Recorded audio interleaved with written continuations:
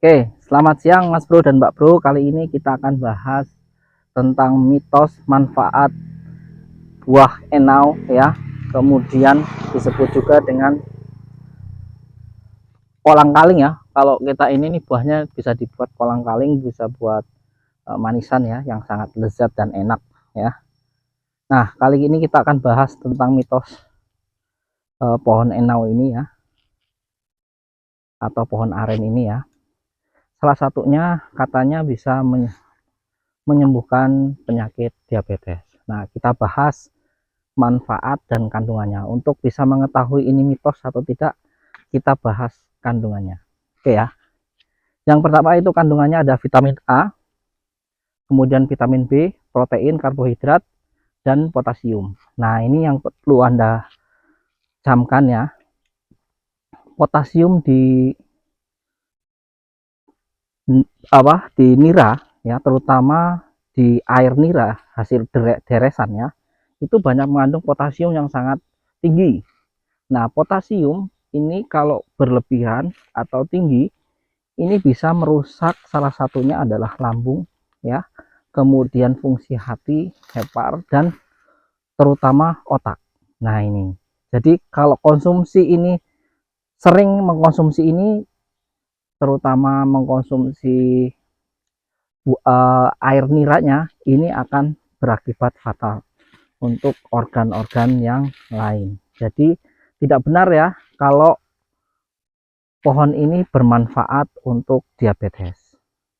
Terus yang kedua, pohon ini mengandung salah satunya adalah sukrosa yang lumayan tinggi, yaitu 15%.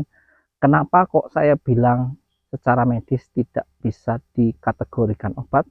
Karena dia mengandung sukrosa 15% yang justru malah memperparah ya penyakit diabetes.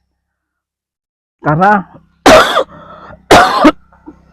di tempat saya mitosnya air nira, pohon nira itu bisa mengobati berbagai macam penyakit. Nah, kemudian ini hasil samping fermentasi tuak ya, itu mengandung alkohol 5-10%, yang alkohol ini sifatnya itu sangat asam ya. Kalau hasil fermentasi bisa merusak, salah satunya adalah organ terutama lambung, hati, ginjal, dan otak. Karena memang alkohol itu fungsinya tidak terlalu signifikan di dalam tubuh ya, karena dia bisa meracuni otak ya. Kalau otak kan nutrisinya bukan alkoholik ya, nutrisinya adalah vitamin, nutrisi, kemudian lemak, dan yang lain-lainnya banyak sekali, tapi bukan alkohol. Kalau alkohol masuk dalam tubuh, masuk di dalam otak, itu menjadi toksit atau racun. Nah, itu makanya orang-orang medis itu nggak boleh minum alkohol karena sifatnya toksit salah satunya ya. Kemudian ini bukan hanya itu ya, bukan hanya bahas tentang mitosnya, tapi saya akan bahas manfaatnya juga ya. Buah pohon nira ini ya, salah satu hasilnya itu adalah aren ya, gula aren itu banyak sekali kandungan nutrisi ya. Salah satunya adalah protein yang bagus sekali untuk pertumbuhan ya, pertumbuhan terutama untuk kepadatan otot ya. Kemudian ada karbohidrat ya, berfungsinya sebagai sumber energi ya. Kemudian ada salah satunya kandungan lemak ya. Nah, ini lemak yang jenuh ya, yang baik tentunya ya.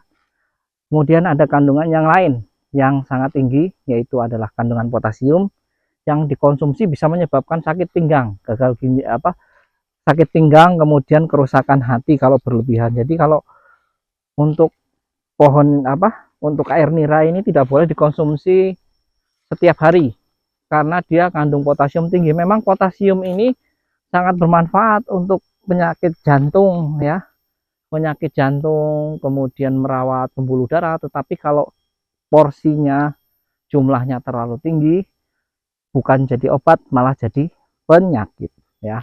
Jadi harus konsumsinya harus seimbang, selaras ya, tidak boleh dikonsumsi setiap hari. Jadi kalau ada yang bilang pohon aren itu adalah obat, secara tinjauan medis belum ada penelitian ya, belum ada penelitian dari segi manfaat, kandungan ya, belum ada yang menjelaskan ya kandungannya. Karena kandungannya cuma protein, kemudian karbohidrat, kemudian lemak, kemudian ada kandungan vitamin A, kemudian ada vitamin B3 ya, kemudian ada vitamin C ya, kemudian ada zinc, fat, potasium ya. Kandungannya nggak terlalu banyak, cuman dia dominan di kandungan potasium ya, air mineralnya. Dan ini kalau dikonsumsi secara berlebihan akan menyebabkan kerusakan organ, terutama adalah hepar ya, kaitannya hati, kemudian ginjal. Ginjal kan kaitannya dengan pankreas, makanya bertolak belakang ini ya. Makanya saya sebutkan bahwa ini tidak benar bisa menyembuhkan penyakit diabetes, karena memang dia ada potasium yang sangat luar biasa tinggi yang bisa malah merusak justru ginjal.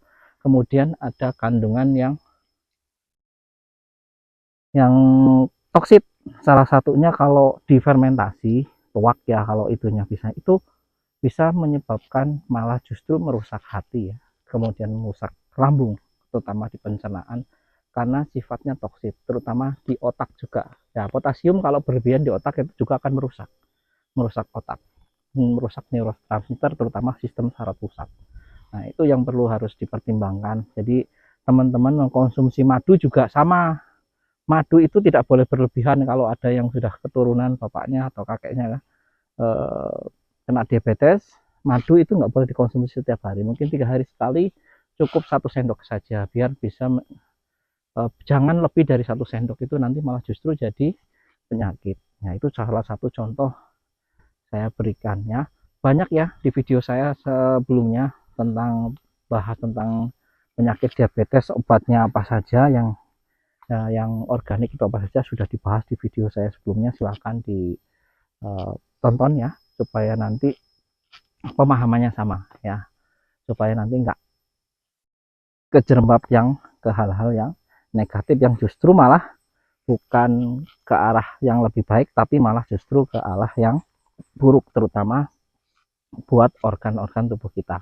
Makanya simak terus video saya ya, dari awal sampai akhir tentang herbal ya, tentang kesehatan, terutama tanaman juga ya, supaya kita, kenapa kok saya bahas herbal kombinasikan dengan tanaman, supaya kita itu sudah lengkap ilmunya, tinggal praktek.